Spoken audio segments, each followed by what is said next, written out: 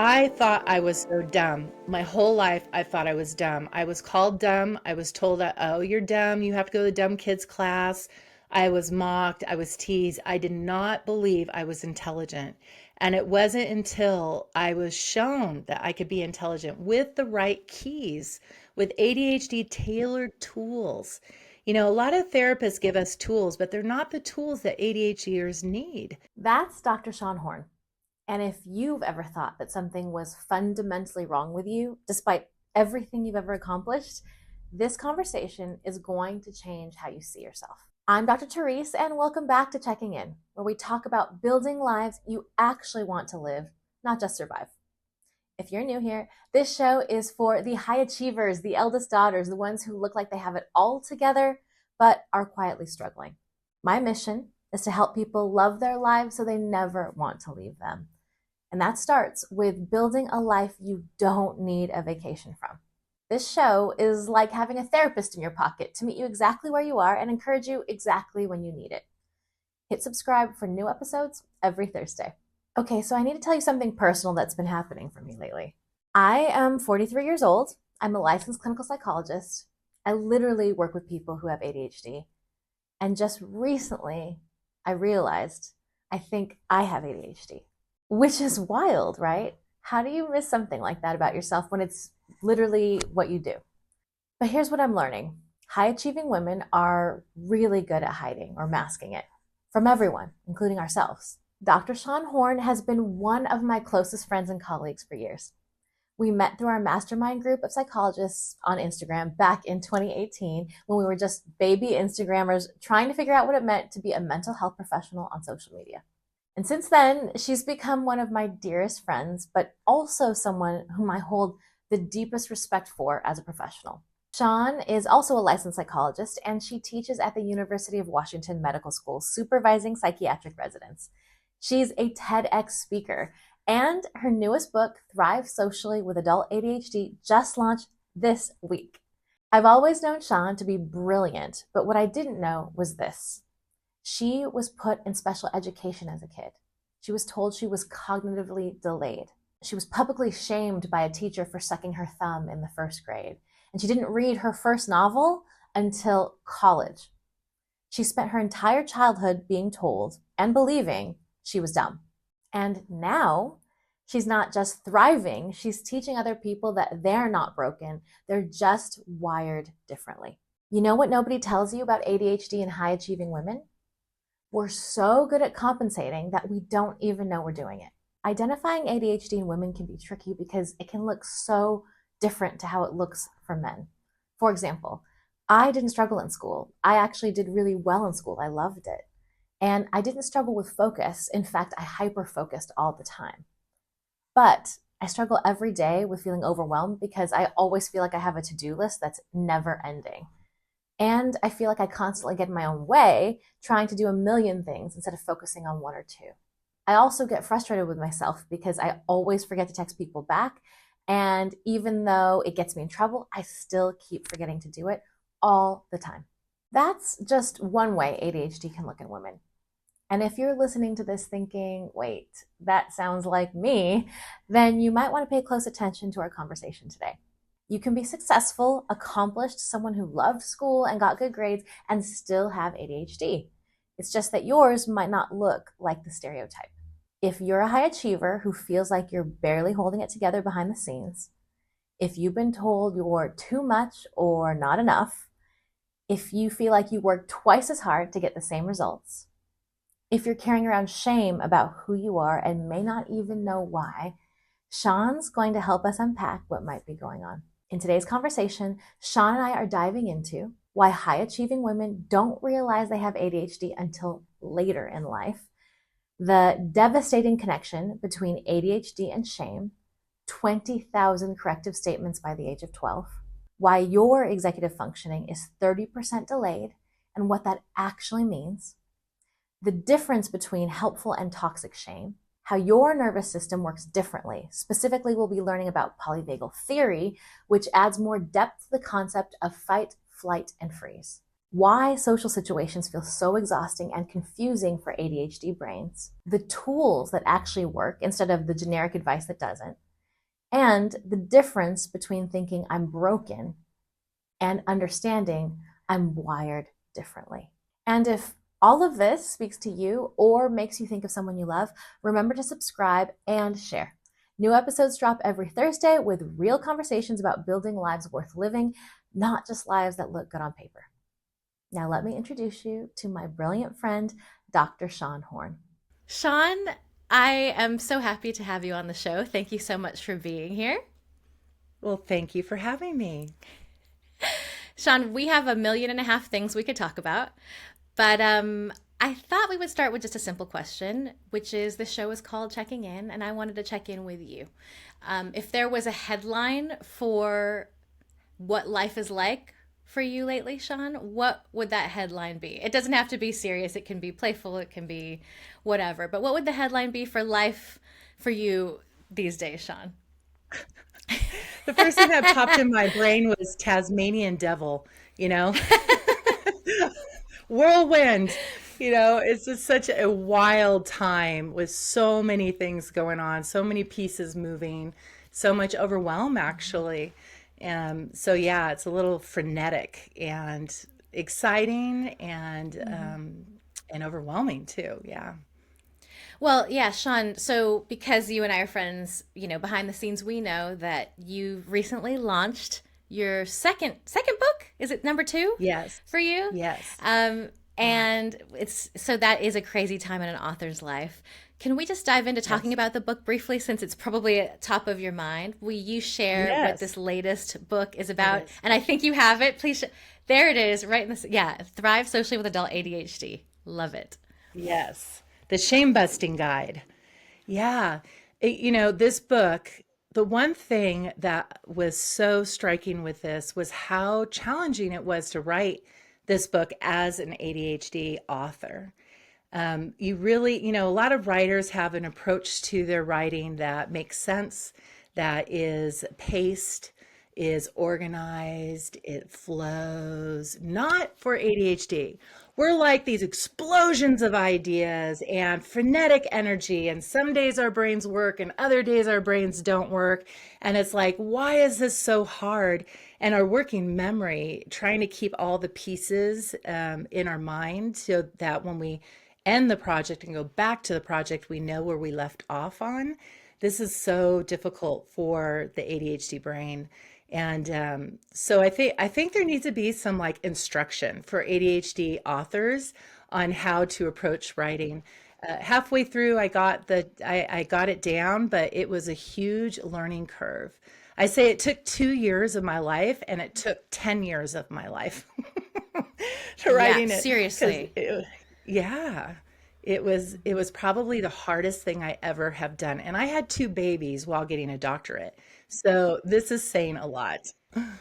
Oh, wow. You're making me feel a lot better for the probably three, four, I don't know, five book ideas that I've started and dropped over the years, half of those in the time I've known you. But like, I feel like your timing is so spot on for me personally, because I've just recently been looking more and more into ADHD and kind of self diagnosed, right? Which is crazy. I'm 43, and it's really wild to be exploring this thing for myself as a mental health professional who knows a lot about neurodivergence and learning disabilities. So I'm really excited to learn from you today.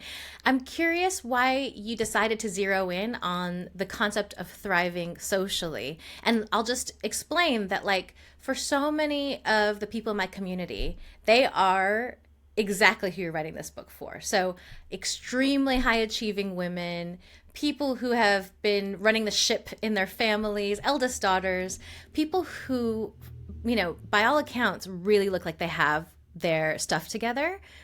And yet behind the scenes, there's like, just you feel like you don't have it together. You feel like that Tasmanian devil. You feel like you're falling apart. You feel like you don't have anything together. And it's a real conflict, right? Because the world can see you in one way, and then you really feel another way. So I think this is really something that my audience can relate to. I have lost friends because of my ADHD qualities, right? Like forgetting to text people back, just Or literally texting forgetting. back and not hitting send. Oh God. Yeah, I've done that And multiple times. I know you say, I text you back, and then you open it and it's Hmm. sitting there, not sent. So you wrote it, but you didn't Hmm. send it. And that Hmm. that kind of like gut punch of when you realized you've forgotten something or didn't do something, and you just feel like a terrible person. So yeah, why this topic? Why now? Why thriving socially? Why is that an issue for us? Yes. Well, first, I can relate to what you're saying about realizing later, going, oh, I'm a psychologist. I work with this population. How did I not figure it out? And I always say when the closer we are, the less we know. And sometimes what's right in front of our face, we just don't even see it. And because we are so high achieving, when we do tell people, oh my gosh, I'm ADHD, they go, oh no, you're not. Everyone's getting diagnosed right now. It's such a trend. But we know because this is a neurodevelopmental condition, we're born with it and we have it throughout our life. And sometimes it's more obvious than other times. Sometimes it's more symptomatic, depending on stress, depending on our increase in performance demands. The more we have to juggle, depending on our hormones. Because there's a direct link with dopamine and estrogen. So when estrogen goes down, dopamine goes down, and everything falls apart. But when you look at our developmental history, you'll see that those symptoms have been there our whole life. You would have had teachers talking about, she just talks too much. She's chatty catty. She just needs to focus. She's not reaching her potential. Or we're sitting there working on our homework for 6 hours, which should have taken 30 minutes to do. And we know how hard it was to accomplish all that we did, but because we mask so well, the world does not know how hard it is. So it's like we're the master of don't let them see you sweat, right? And so the world doesn't know how it is inside, and we struggle. So one of the main areas for struggles with ADHD is our social life. Our social life just is a mess. And we have difficulties maintaining friendships. We have difficulties trying to figure out what's going on, reading the room, knowing how people perceive us. I believe we have perception blindness. Like, if there's a term for it, it would be like perception agnosia or something. It's like we really don't know how people see us. And so we're always wondering, what did they think? And analyzing what we said, like after conversations, sitting home and ruminating and going over every word and every sentence and wondering like, oh, I shouldn't have said this and done that, and misreading people. So it's a very painful area for us. It comes with a lot of insecurity, a lot of self esteem issues, and what we now call rejection sensitive dysphoria, which is this like really heightened sensitivity to perceived rejection of other people or criticism of other people.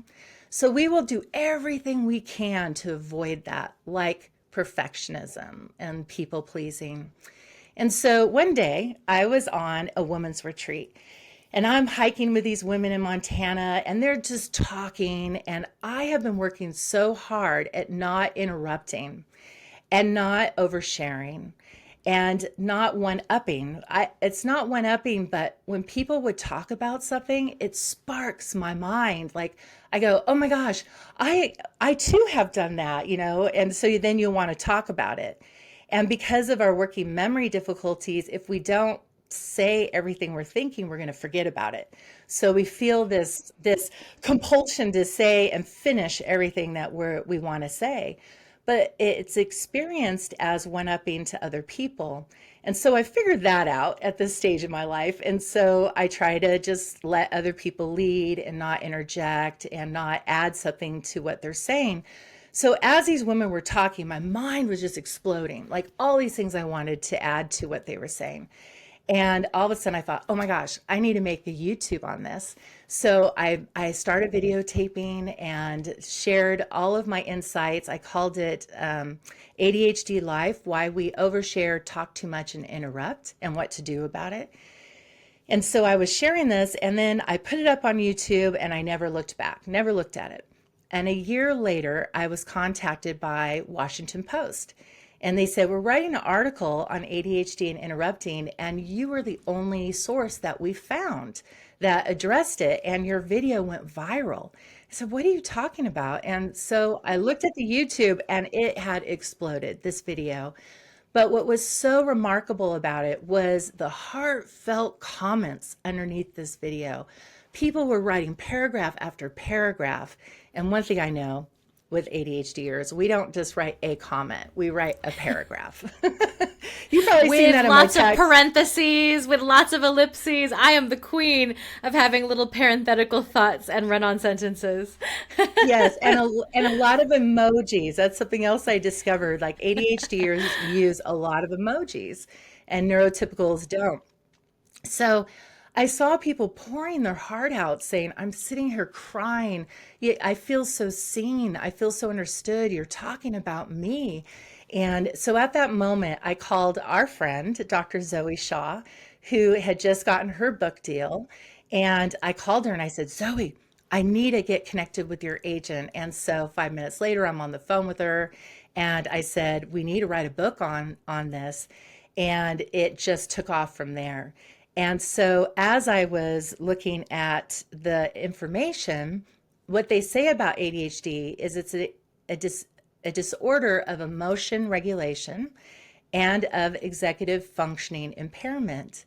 And so executive functioning is all those higher thinking abilities we do to regulate ourselves and regulate our life, like manage time, manage our schedule, accomplish our goals, regulate our feelings.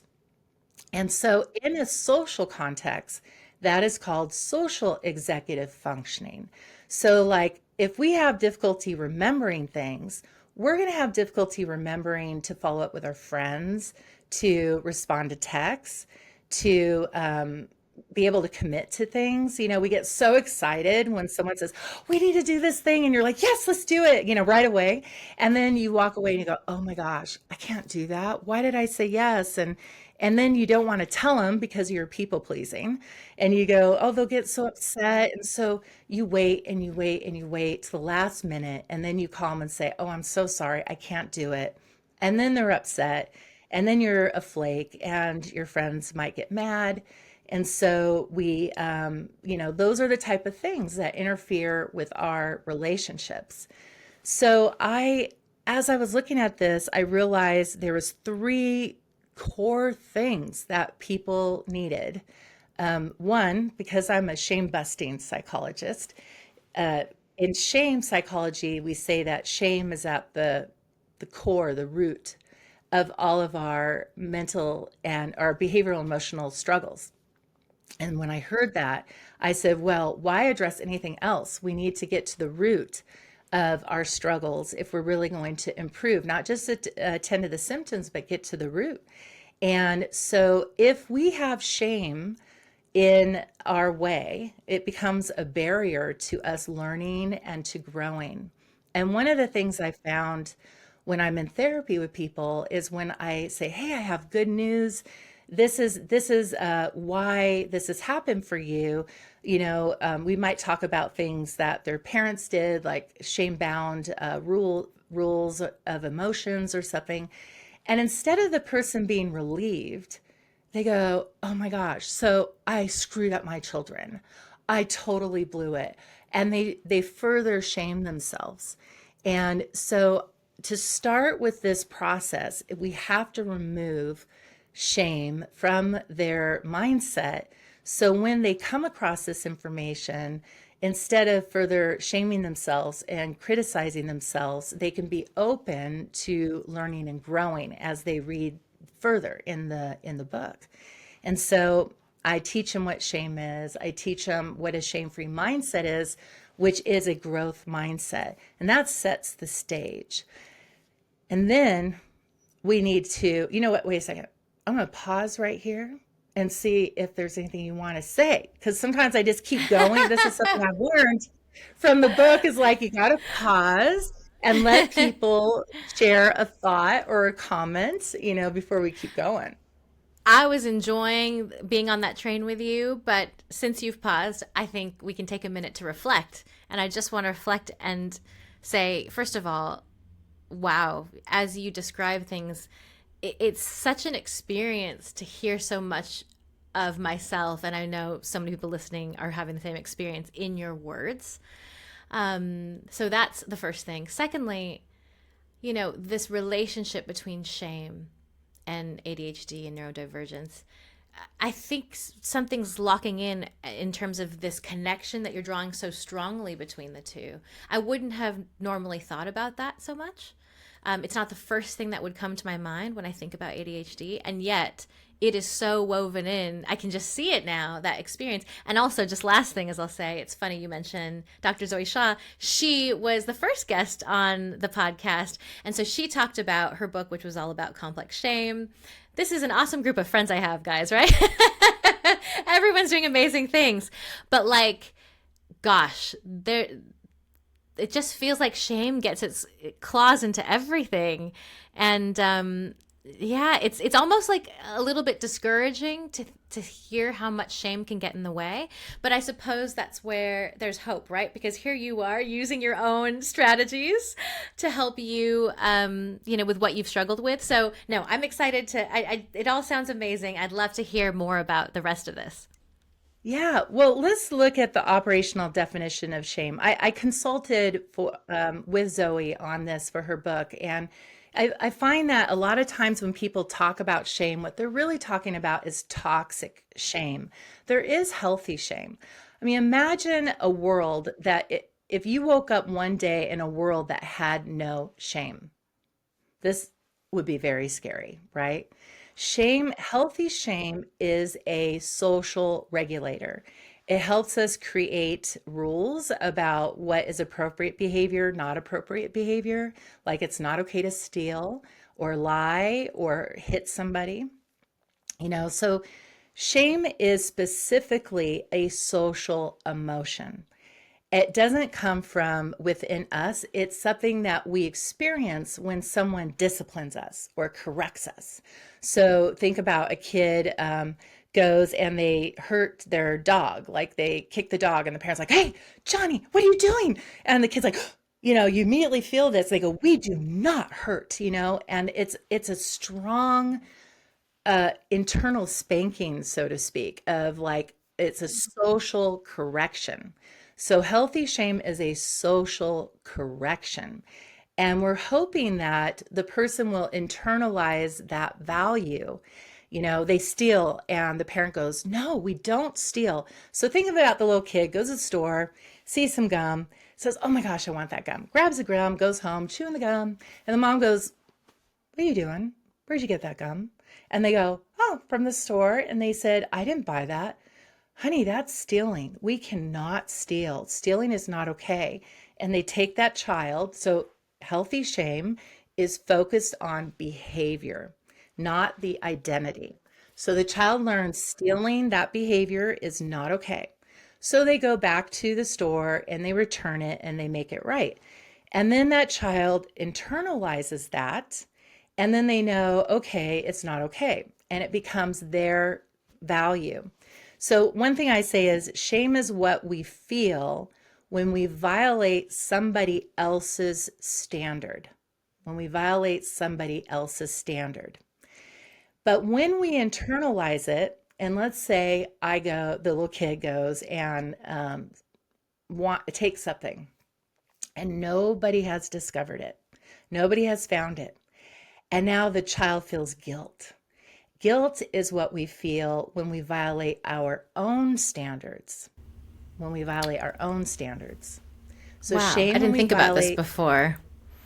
Wow. someone else's standard. Guilt is what we feel when we violate our standards. So that emotion is a self-conscious emotion. Shame is a social emotion.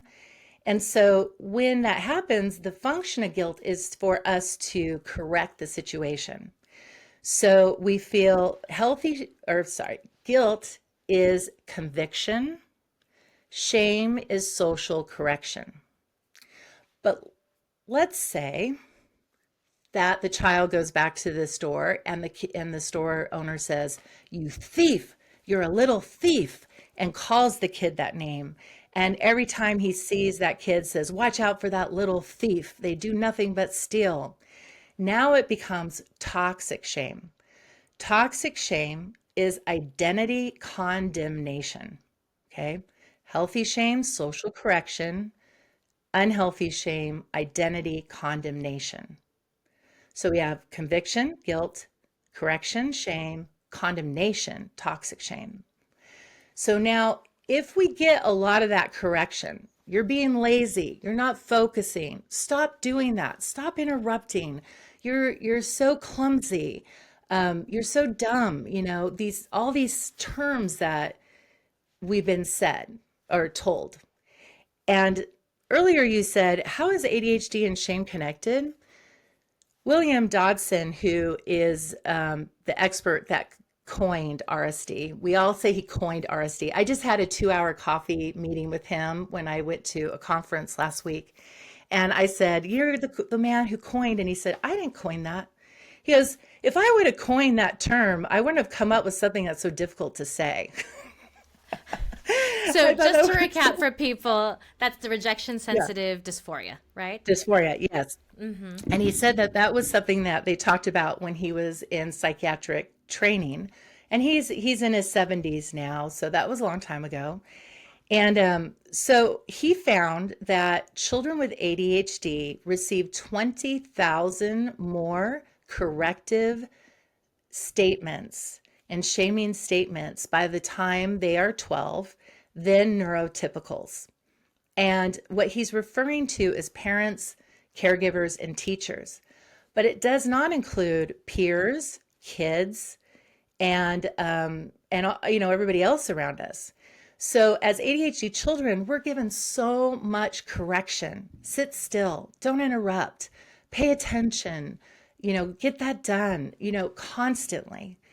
And so that leads to that toxic shame because the kid's going, "Oh my gosh, I can't please them. I can't get it right." And toxic shame is the message that when you make a mistake, you didn't just make a mistake. You are a mistake. You are flawed. You are defective. And so here's a little child that's trying to understand, how come I can't get that award? How come my name is not on the board?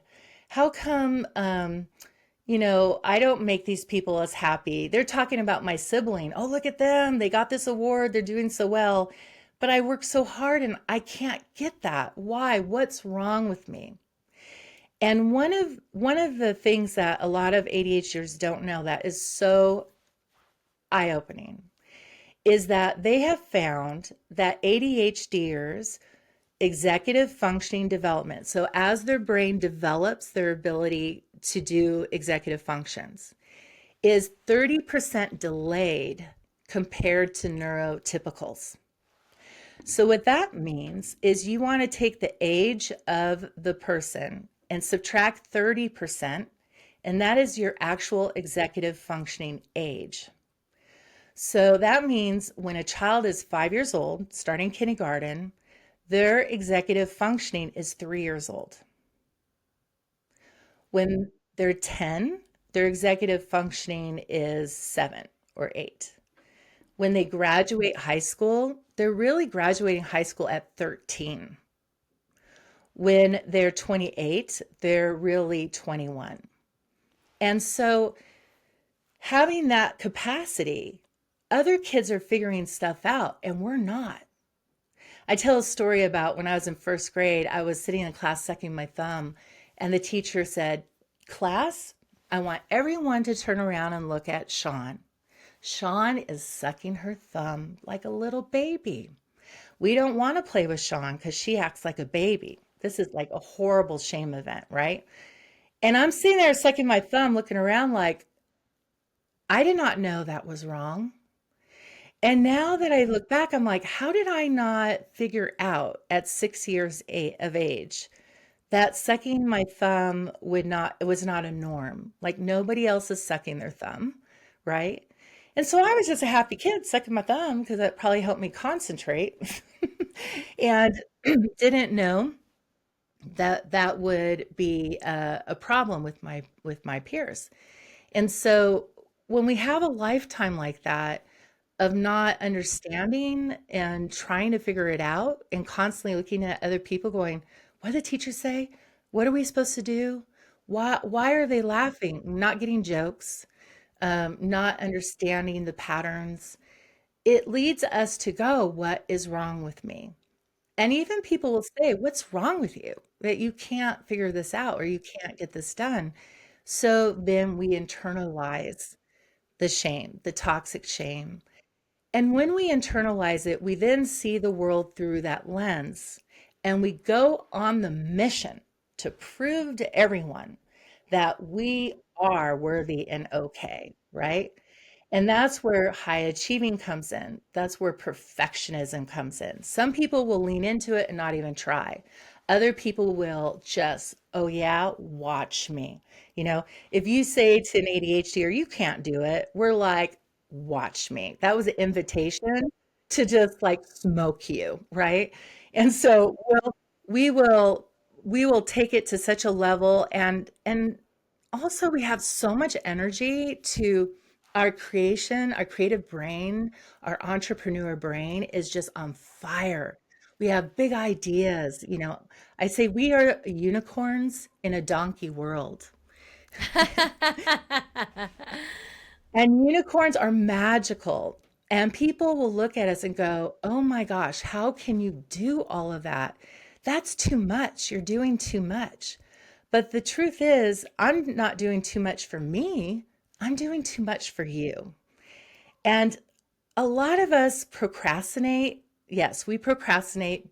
And what the theory is that we use the adrenaline that gets built up to just smash that goal. But secretly, a lot of ADHDers are really proud of the fact that they can accomplish in 1 hour what other people took 2 months to do, right? Hyper There's like, focus, baby. Hyper focus. yeah, yeah. And so we will overcompensate with perfectionism.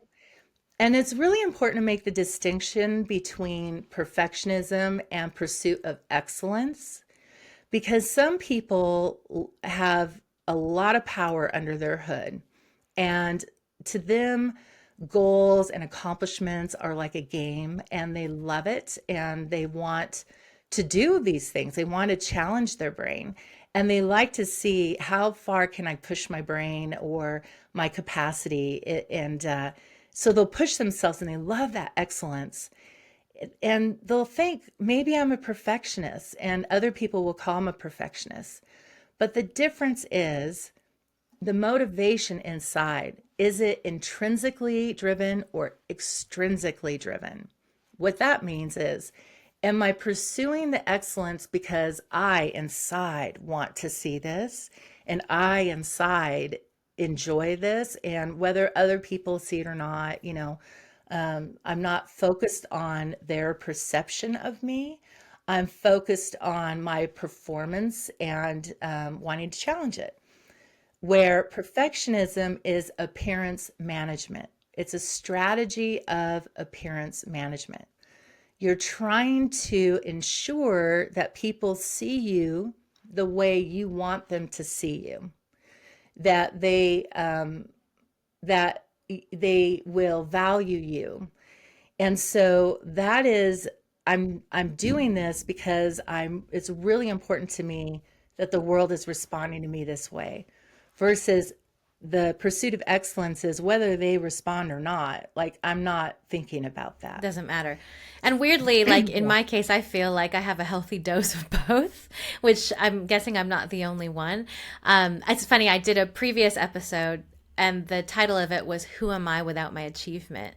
Because I do think for so many high achievers, it becomes our identity and it's almost hard to tease apart the intrinsic from the extrinsic because it just becomes who we are. But gosh, Shawn, I wonder if we could just take a minute here because I, back when you were talking about, did you say 20,000 corrections by the age of what was that again? 12. I've by heard the age people of say 12. 8. I've heard him say Hmm. 8. I've heard seen him say or heard him say 12. But Yeah. yes, when we're young, more than neurotypicals.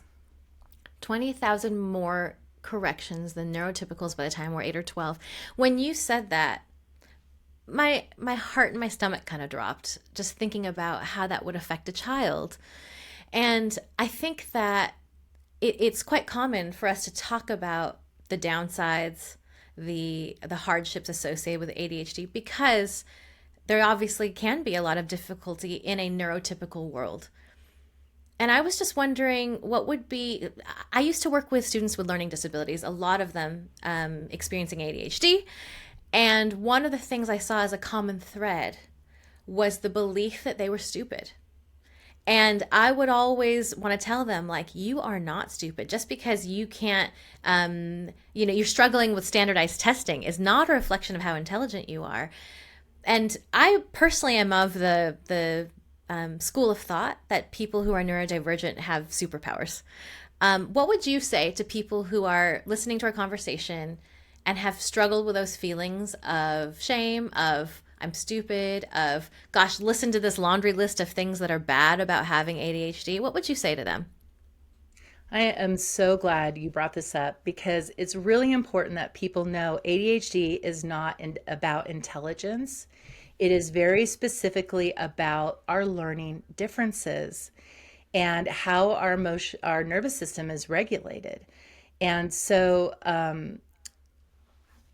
I just want to say that a lot of people listening to this today may say, well, I didn't have that issue in school. I love school. I was focused. I got it done. If we love a task, we are going to thrive in it. And kids who love school, like they hyper focus, and that is not where their ADHD showed up. Their ADHD showed up with their messy room, with their losing things, with walking into the That's walls. that's me Yeah, 100%. 100%. yeah. Yeah. I love And school. also for women, the impulsivity is in our thoughts. We have impulsive, hyperactive thoughts. And just side note, ADHD women express their impulsivity with playing with their hair. So they're always touching their hair, right? So it's kind of funny. Interesting. Uh-huh. Yeah. All my ADHD clients, when they come in therapy, they're always like twirling their hair and braiding it and unbraiding it during their sessions. It's funny. But kids who did not like school, where school was a painful place, they aren't going to hyper focus. They're going to avoid. They're going to have anxiety, and they're going to have these moments where they don't do good on standardized tests. Now, in my story, um, this is here's my self disclosure, and it was school was so traumatic for me, so traumatic. When I was in first grade, they gave me the Scantron, and I saw all these little bubbles, and all my creative mind just lit up because I love dot to dot pictures. So I decided I was going to draw dot to dot pictures because I didn't hear the directions of how important this test was, and so I drew on it. And they didn't pay attention, but they got the results and they pulled my mom aside and had a meeting and said, your daughter has, and they used the MR word at that time. You know, basically, I had cognitive delays that I was disabled, and they put me in special ed. And when you're in special ed, I didn't get out because as the kids are progressing, you are regressing because you're not getting taught the same things as your peers. And I didn't care. I didn't like school. And I loved helping the other kids in the special ed class. And so I would hear things like, you're so kind, you're so good with people, you're just not good at school. And many ADHDers have co occurring other conditions like dyslexia and dysgraphia. And I realized when I was writing this book that I had dysgraphia. Um, I didn't notice that because typically we were Sean, sorry, taught that could you dysgraphia. explain? Would you mind Yeah. just taking a minute? Could you explain what dysgraphia is for those of us who haven't Yeah, heard that term before? dysgraphia has to do with your fine motor abilities, and what you and I were taught was like it's in handwriting, like when kid can't write and it's chicken scratches, you know. But what I didn't know is dysgraphia also affects your ability to learn how to tie a shoe, how to do buttons, how to do zippers, and also how to do phonics. spelling, and your ability to put your thoughts into writing. And that was so hard when I was writing my book. I would have these thoughts, but the minute I would get a pen and go to write, it would just like scramble. And I go, why is this so hard? And I'm going to show you, if you, for your YouTubers are going to see this, but this is how I hold a pencil. And for your listeners, I'm grabbing it almost like a fist rather than a tripod where you hold it in between your three fingers. I could not write like this. I had to write like this. And I would get in trouble for that. But that is dysgraphia. And so these are the kind of things that you struggle, like, why can't you tie your shoe? And you learn it later, right? And dyslexia is reading, having struggles with reading. So I couldn't read. I struggled with reading. I couldn't do phonics. To this day, I cannot do phonics. Was a terrible speller, even though I would try to memorize, and doing rote memory with working memory problems, which is being able to hold information short term in your mind and put it to work. It was just a hot mess. So here I am struggling in school, and then I played volleyball, so I got a volleyball scholarship. I'm 6'1", and so that was thank God for that. And so when I went to the college, they had all the entrance exams, and I failed all of them. And thankfully, the school had an intervention program for students like me. And what they did, which I now realize, is taught me executive functioning skills, which are basically accommodations. Like, if you have struggles with working memory, you have to have external hard drives, systems that you use instead of relying on your mind. If you go, okay, I have this appointment, that appointment, this appointment, and you're trying to hold it in your mind, you may only be able to hold three things in your memory. But if you're trying to remember 7 items, you're going to forget. So let's say going to the grocery store. You go, I gotta go to the grocery store, get milk, cheese, cereal, meat, vegetables. Okay. So you go to the store, and now all you can remember is meat and cheese, right? And then you get home and you go, oh my gosh, I forgot to get the garlic salt. I forgot to get the sugar, whatever. So we have to have a list. Have to. You have to write a grocery list and go in there and not rely on your memory. Because if you rely on your memory, it's going to get messed up. So they gave me systems on how to take notes, how to keep track of time, where to sit in the classroom, how to read. And once I was given those tools, I thrived. I no sooner got on the dean's list than I transferred to a 4-year school. Then I got into a doctoral program. I graduated in the top, 10% of my doctoral program, got the top internships. And now, teach at the medical school where I supervise the psychiatric residents at the University of Washington Med School, Spokane. Also author, TEDx speaker, private practice. I mean, and here I am, a kid who was in special ed, who did not read a novel until I went to college. At my first semester, when I went to 4-year college, I had to read 5 novels. I thought I was going to die because I was such a slow reader. And then I worked so hard. I read those 5 novels. I mean, if my brain could bleed and my eyes could bleed, they would have. I mean, it was so hard. And when I Ah. got my grade, my grade, I got a C. And at that time, and my parents said, you know, we're not going to support you in college because you're not trying. Not one side of my parents are divorced, so that was on my dad's side, and they're just, they were going to punish me for not meeting their grade requirements for me to be at that school. And I thought, what are you, like, to even think that you would think that I wasn't trying is so absurd. But this is what we face: chronic misunderstanding and judgments. And so we become fearful that people are going to misunderstand us and judge us. And so we feel that we have to tell people who we are because they're not going to know. So, like, in my book, the last chapter, I said, who told you that? you know. And I talk about whether who do we want to give ear to, the when we get feedback and criticism, like which criticism is healthy and which is toxic, and who boundaries and all sorts of things. But in that, I mentioned that healthy people don't have to tell you who they are; they just are. So let me back up. ADHDers are often victims of narcissistic abuse. I talk about that in the chapter. And so, how to recognize narcissistic abuse and narcissists. And one thing narcissists do is they draw verbal pictures. They say, I am such a loyal person. I am so good with money. I am going to be this kind of friend to you.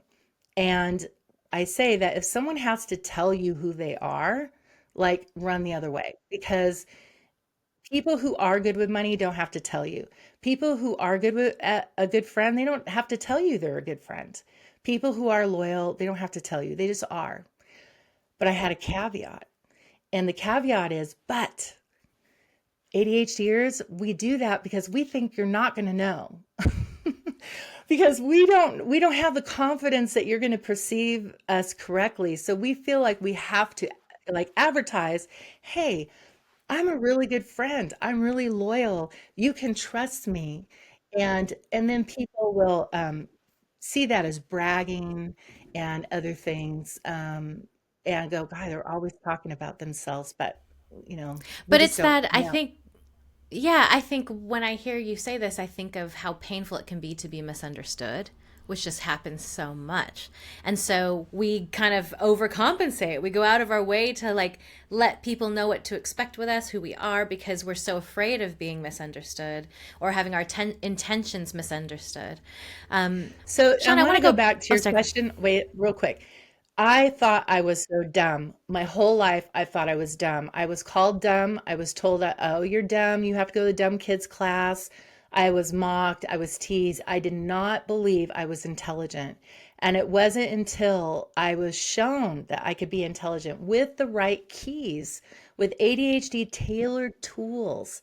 A lot of therapists give us tools, but they're not the tools that ADHDers need.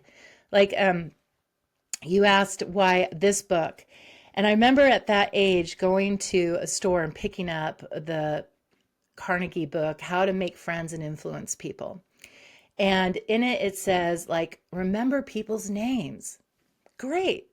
But if you have working memory problems, you're going to forget it the second they say it. So, a lot of these social skills that are given to people don't work for us because we're missing the underlying social executive functioning skills. And so this book targets social executive functioning skills that you need as foundations to support the application of social skills. And so this is where another place we'll shame ourselves. We'll go, I know the social skills, but I can't do it. And what we say in the ADHD community is ADHD is not a disorder of knowing, it's a disorder of performing. You know what to do, you just struggle to put it into action. And we need executive functioning skills and tools to learn how to regulate our nervous system so that we can put what we know into action and actually bridge it so we can accomplish our goals. And so it is important for us to know we're not dumb. Uh, it just may have been that the setting we were in did not help us to access our intelligence, our abilities. They didn't notice them, and we didn't have what we needed to succeed.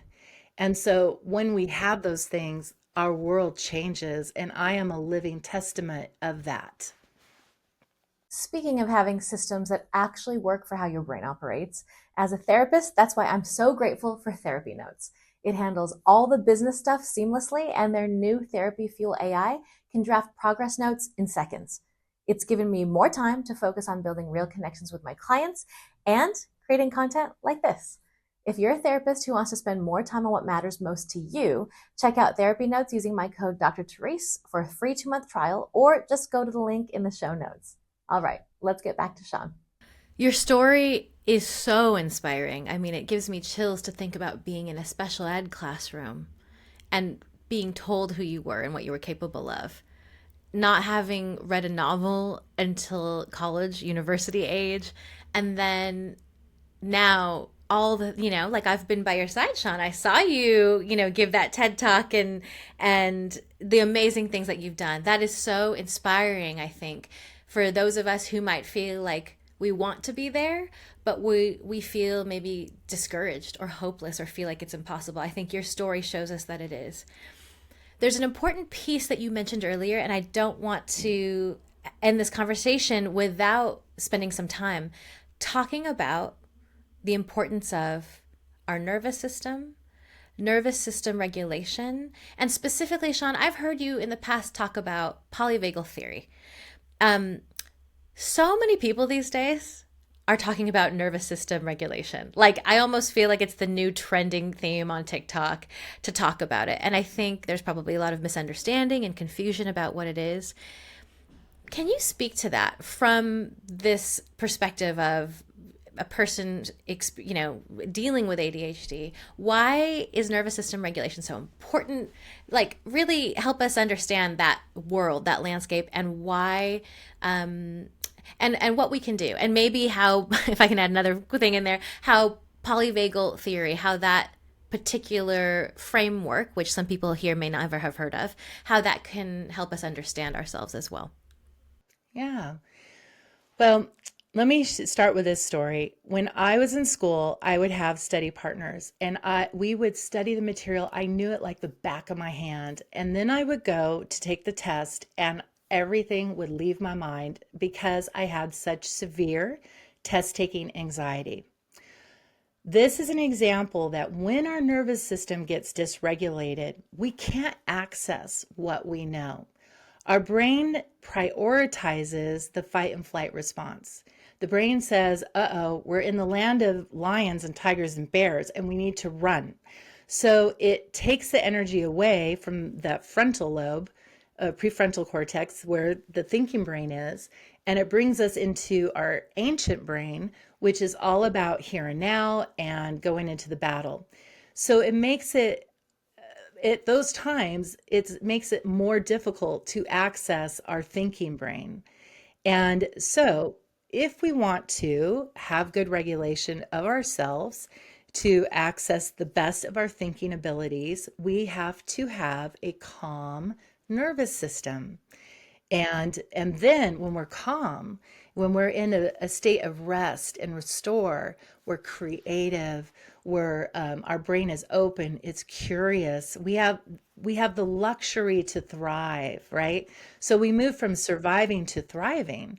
But if we're just surviving all the time, we can't thrive because all those components are not accessible. So the two go hand in hand. If you're dysregulated, your executive functioning is going to be a mess. If you are not you're regulated, your executive functioning is going to be on point. Let me pause you here for a sec just to clarify. Yeah. What I'm hearing you say is dysregulated is survival mode, is fight or flight, and regulated is in thriving mode, which is, I sometimes with my clients call it rest and digest. Is that right? Part of it, yes. So nervous system regulation, if we have a good regulated nervous system, our nerves are insulated. We have these sheaths on our nerves, like think of it like high optic fibers. The high optic fiber internet it's insulated, so information's passing really well, right? But our nervous system's still dial up. We have a dial up internet system in our brain because we're not insulated very well. And so the information's kind of clunky, how it moves back and forth. And so if somebody has dial up, the optic fibers, they are slow to getting dysregulated, like upset, angry, shut down. they're slow to that activation, and they can recover smoothly and quickly. If we're dysregulated, we are fast to the dysregulation. That's that high reactivity, really quick. And we're slow to the down regulation, which means it's hard for us to cool off. We'll ruminate. We'll think about that offense. We'll stay mad for a week, a month, and not be able to like let it go. People say, let it go, let it go. You're like, I want to, I can't. And this is where a lot of ADHD women will get diagnosed as borderline because they'll perceive it like, oh, you've got a borderline personality because you don't let things go. You're angry all the time. You're resentful. You want to take it out on people, things like this. But we have to be careful of that. But it's that difficulty down regulating. So to understand this further, polyvagal theory really gives us a clear model to understand how this works. And it's a new model because the old model used to say our nervous system only had two components: rest and fight, flight, or fight, flight, fawn, or freeze. Fight, flight, freeze. The polyvagal theory says, hey, we have three parts. We have rest, which they call ventral vagal. By the way, the whole model is based on our vagus nerve, which is the biggest nerve in our body.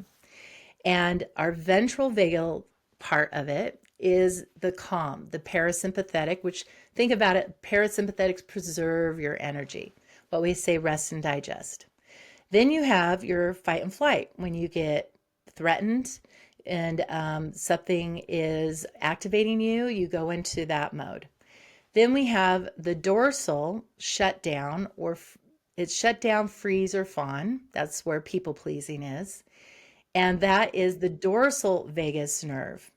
So what's interesting is that the ventral vagal and the dorsal vagal are both part of the parasympathetic. So we have parasympathetic and the sympathetic. So think sympathetic is speed up. So you have your calm and your freak out, right? Part of the calm also involves I'm calming you, I'm immobilizing you in good times and in the face of life threat. Okay, both are immobilizing. So I use the analogy of a traffic light because it makes most sense. Like green light is ventral vagal, yellow light is fight and flight, red light is shutdown. Now, some people can't tell the difference between their green light and their red light, like they're both stopping them. But the difference is one is doing it in the face of safety and the other in the face of life threat. Okay. But what is so important to know with ADHD is that ours looks different than other people. When we get into the green light, we think we're getting dementia. We forget everything. We're like couch potatoes. We're like sitting down. I'm so comfortable. I don't want to go and do that hustle, right? Because I'm just feeling the peace.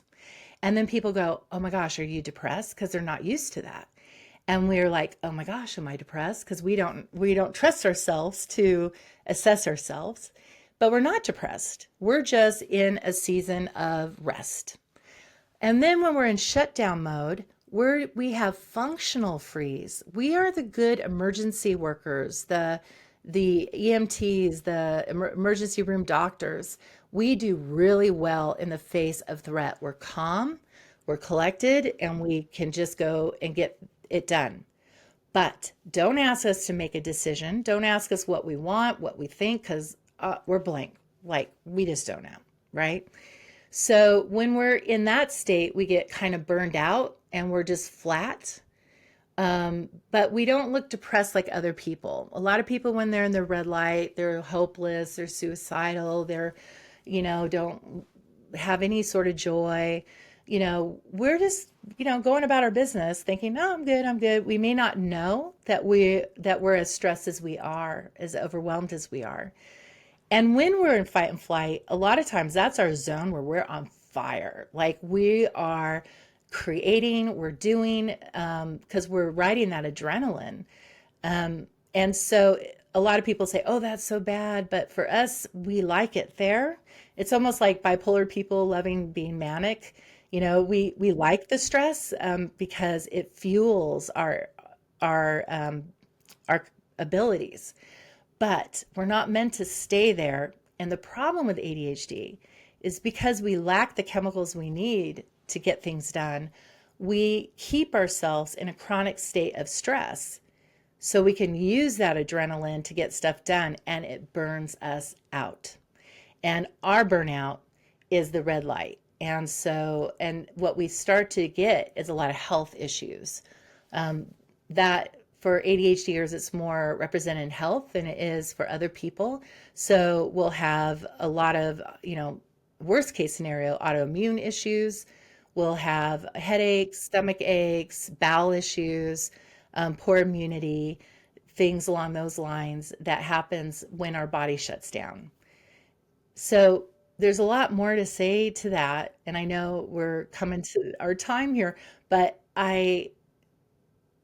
that polyvagal, if you read my book, the first chapter, shame free mindset. The second chapter outlines the traffic light polyvagal theory. This is how everyone's nervous system is, so we can understand it.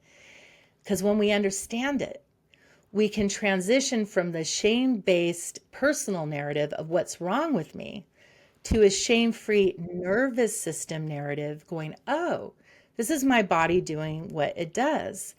And I understand it now, right?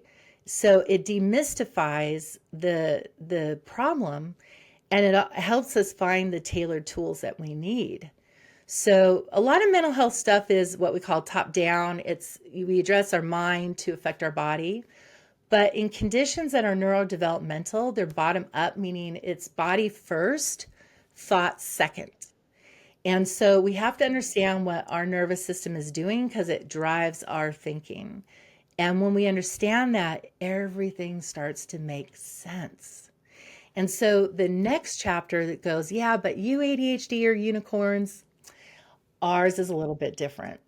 We have this switch thing that happens where we get so excited to do something. We're like, we want to go to this party, and we go. And we have energy dysregulation. We have a lot of dysregulation. So we just like all the joy and sparkles and glitter come out, and we're just neuro sparkly, and we're doing all the things. And then boom, the switch hits, and we're done. We're done, ready to go home. And people go, what happened? Well, no, I'm done. I want to go home. Well, I thought you wanted to do this. Yeah, I do. But why do you want to go home? Well, I'm done. I'm tired. And then they get mad at us because they think, now we're party poopers because they expect us to bring the party. Because a lot of times we're the life of the party, right? Yeah. And they're riding our coattails. They're like, I'll go with you because it will be special. But without you, I don't know how to do this. And so when we turn off and shut down, it's so extreme. It's like you're either high energy or you're couch potato. They don't understand that, and they will take it personal or pathologize it. And we just have to know, we just have this switch effect, like we're on or off. There's like not a lot of in between. So I point out these unique parts to us, and that will help for us to free ourselves from that shame-based narrative and have a shame-free narrative that is affirming, that celebrates our strengths, but also understands our struggles and can know what to do to help ourselves with those struggles.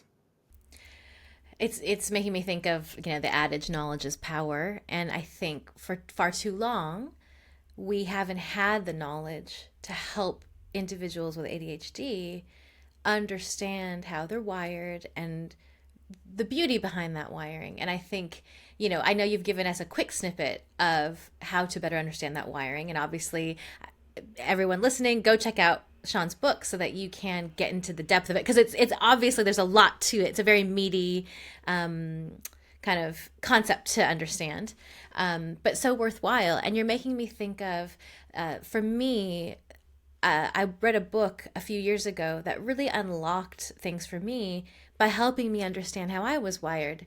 And that book is called Driven by Dr. Douglas Brackman.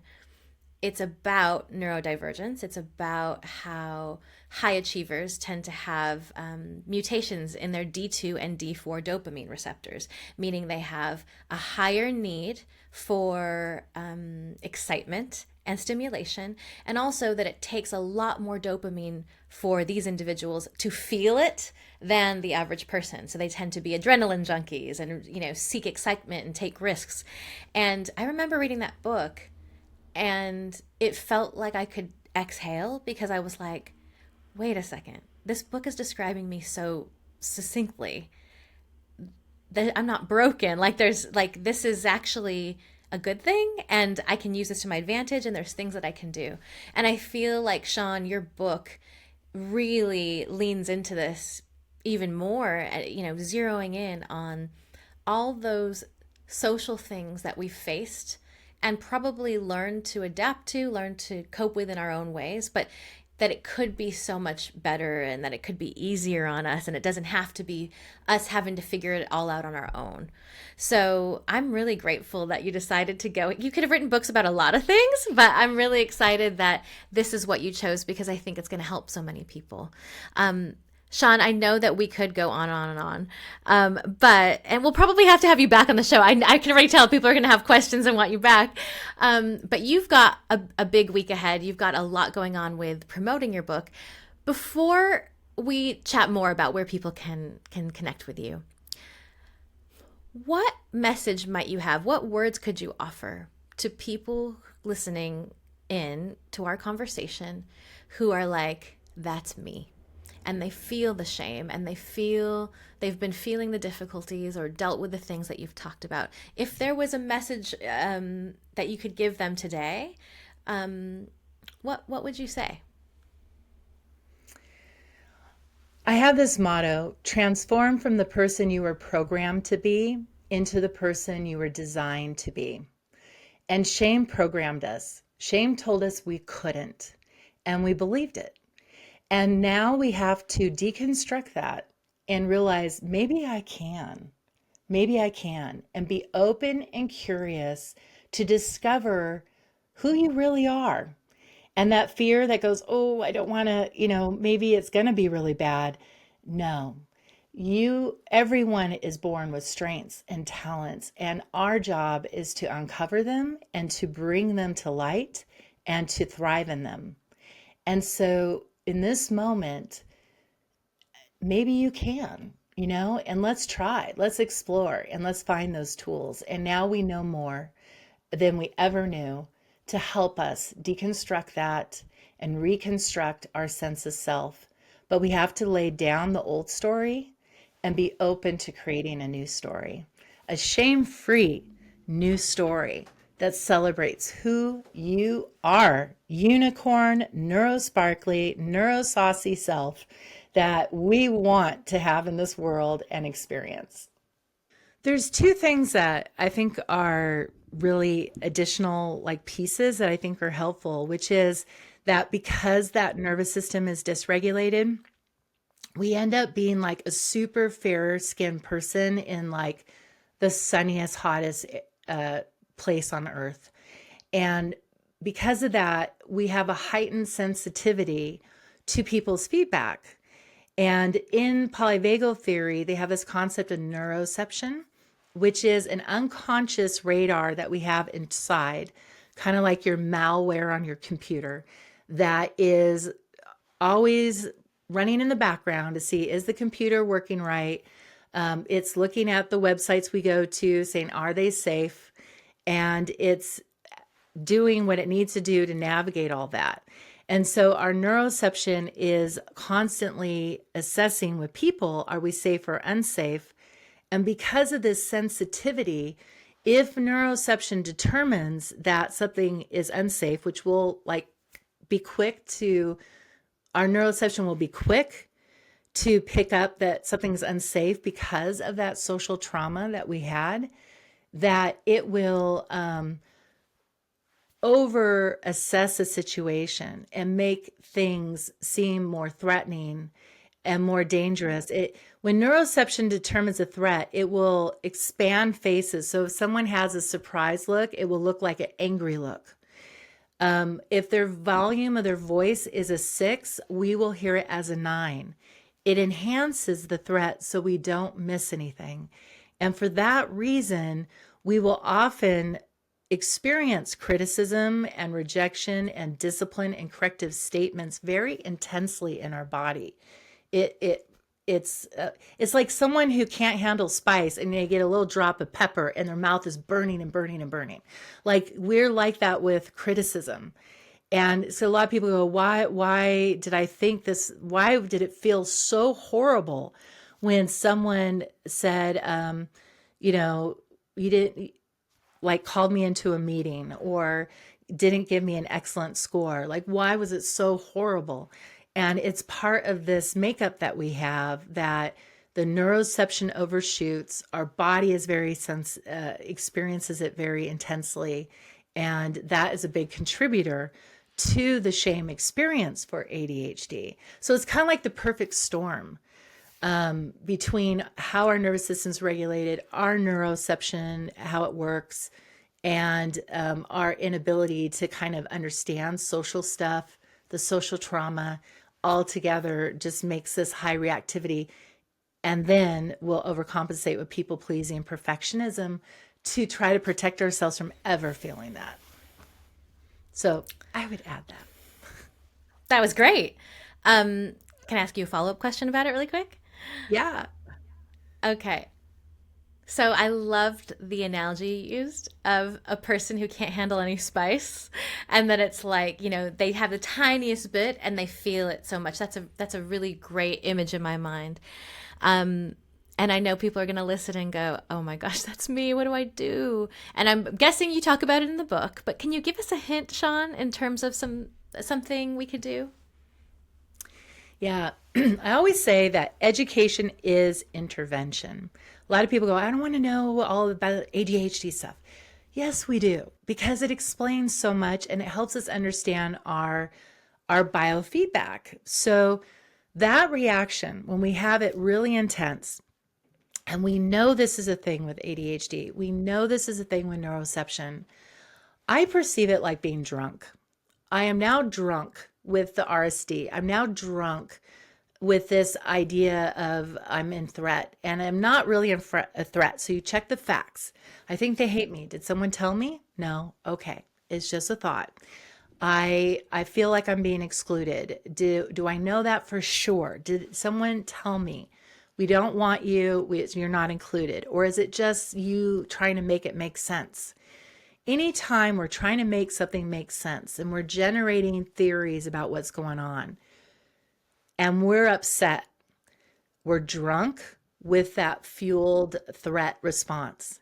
And just like when you're drunk, you don't get in the car and get a DUI, right? We don't want to put our thinking brain in the vehicle of life and get a DUI driving under the influence of RSD and shame, trying to make sense of things. We have to recognize that our thoughts are really going to be deceptive in that moment. They may be true, they may not. We don't know yet. But when we're dysregulated, that is not a time to try to solve the problem. And that is when we feel the most compulsion to, or compelled to solve the problem. Stop, pull back, and do your regulation. Take 24 hours, sit on it, rest, get your sleep. Stop your thinking, like say, I'm going to take a break from these thoughts, take a vacation from those thoughts. And I'm going to put myself fully in what I'm doing right now. Right now, I'm making dinner. Right now, I'm driving my car. Say out loud what you're doing. I'm washing the dishes. I can smell the soap. I can't do ventral vagal regulation. Put an ice pack under your arm. Let it cool you off. It will shift your nervous system. I have on Instagram a tool where you cover one eye and you look up with the other and you hold it for 2 minutes. Then cover the other eye, look up, hold for 2 minutes. That will down-regulate your nervous system. So do the hacks to bring it down.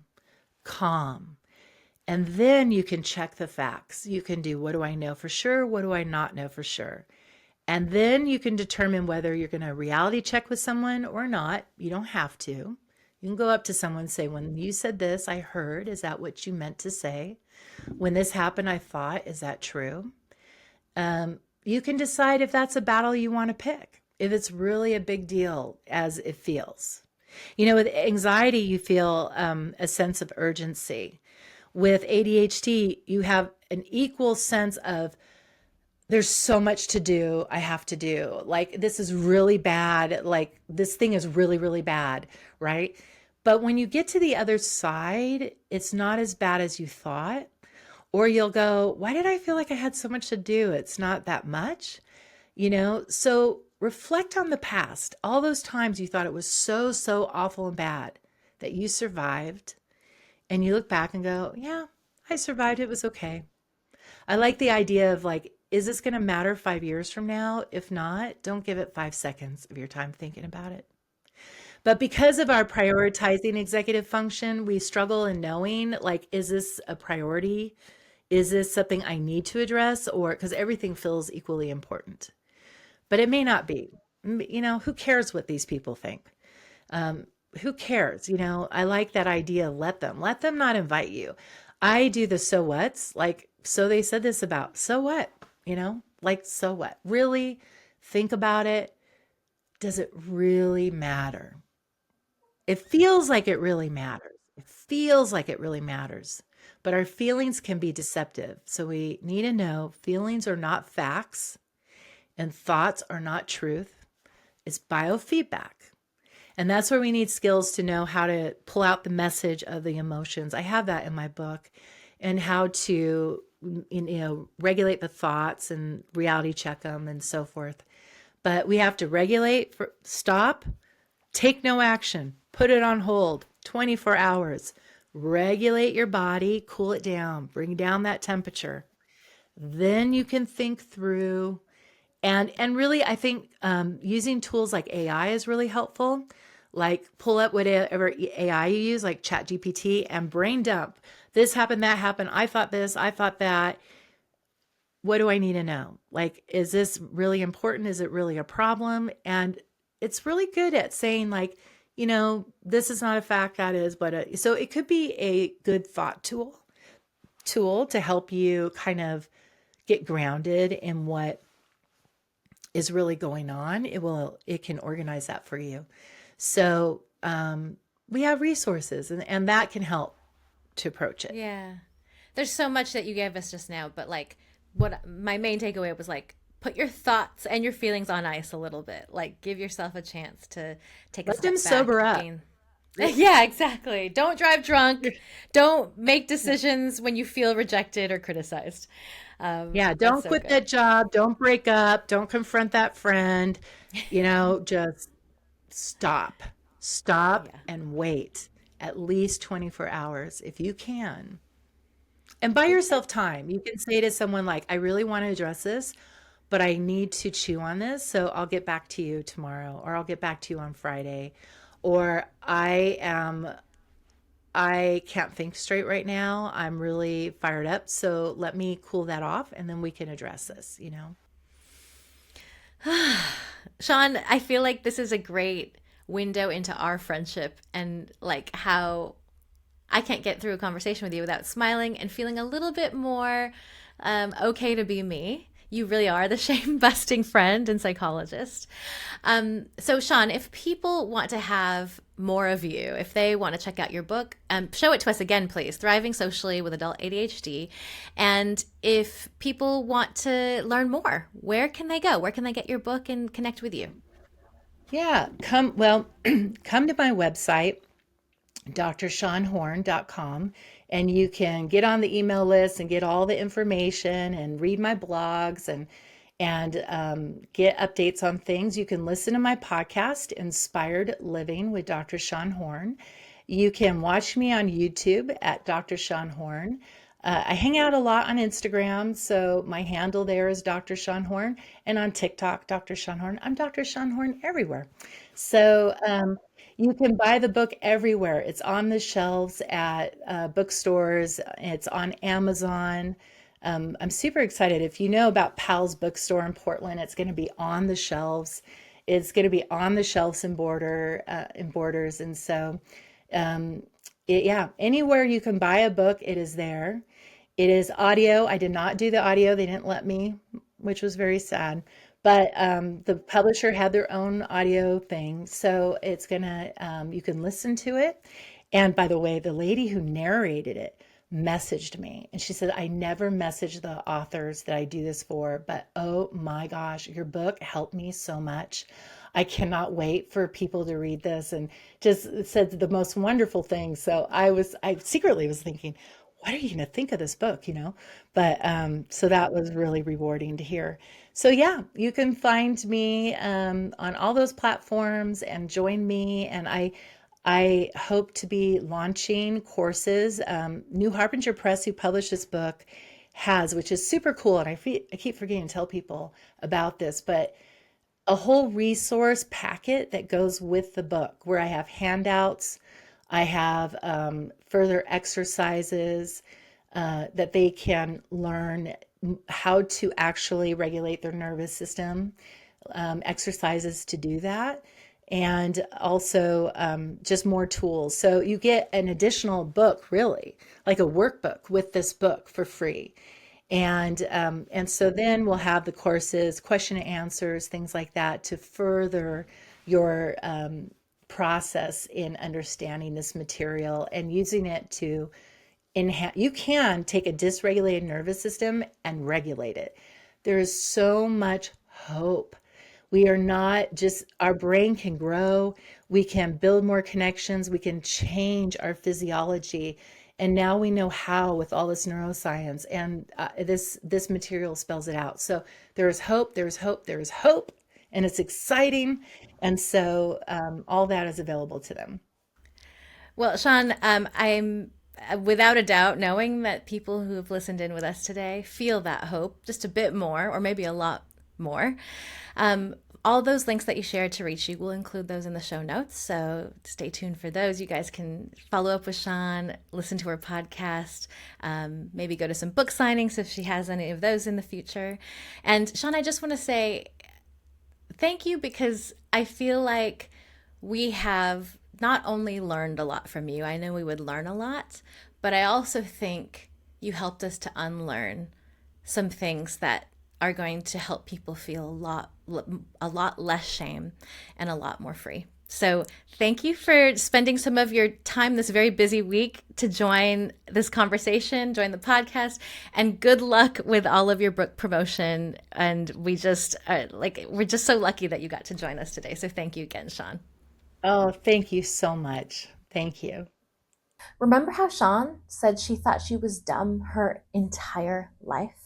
She was the kid who was put in special ed because she drew on her Scantron, who didn't read a novel until college, who got a C after working so hard she said her brain and eyes would have bled if they could.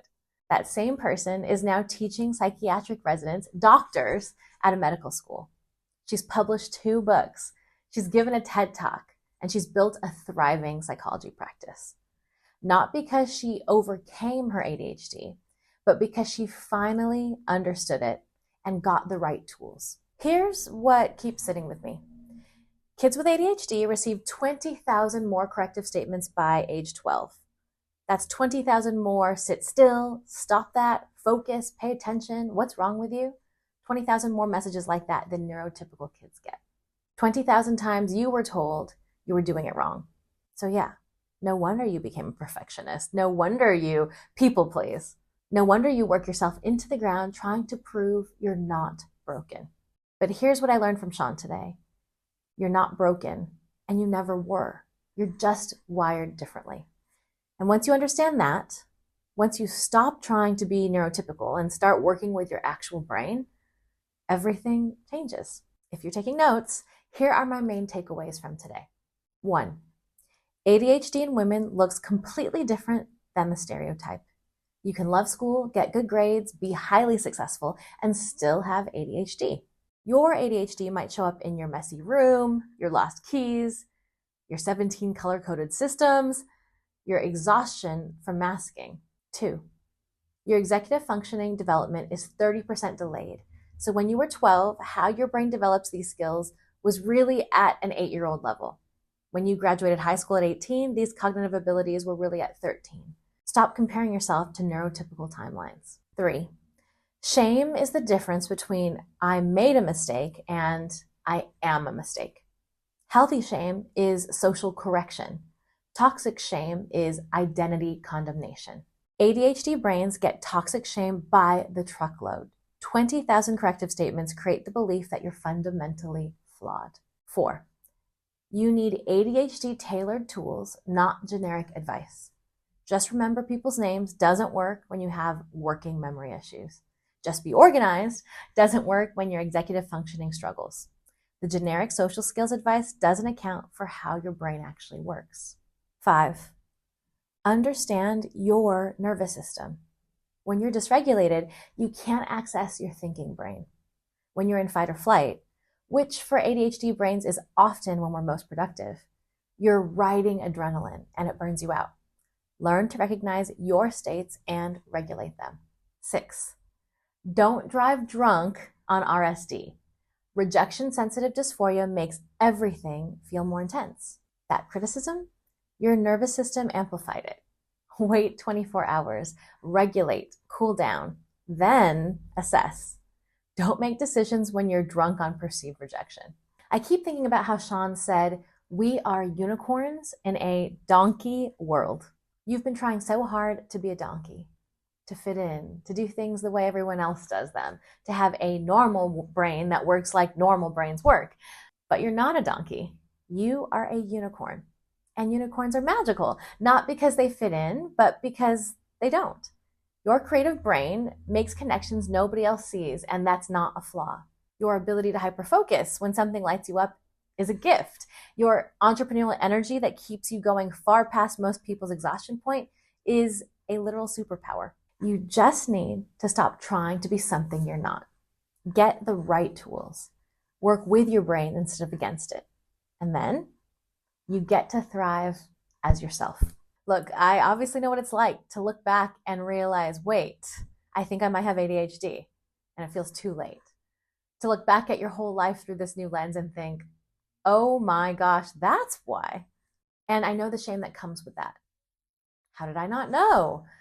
I'm a psychologist. I work with this population. Here's what Shawn taught me today. When you're close to something, you can't always see it.